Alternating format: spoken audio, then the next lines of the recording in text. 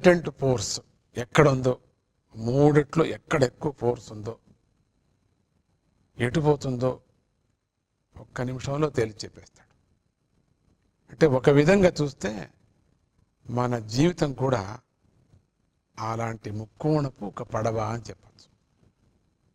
మన చుట్టూ ఉన్నటువంటి స్నేహాలు, మన కోరికలు, పూర్వ జన్మల నుంచి మనం తెచ్చుకున్న అటువంటి సంస్కారాలు, ఈ మూడు శక్తులు మన జీవితాన్ని తమ తమ దిక్కులకు గుంజుతూ ఉంటాయని చెప్పుకోవచ్చు. యద్భావమాప్తుం హృది వాంఛసిత్వం సక్తోషి యద్భావయుతై జనేశ్చ ప్రాగ్వాసనాభిర్నచితోసి యాభిః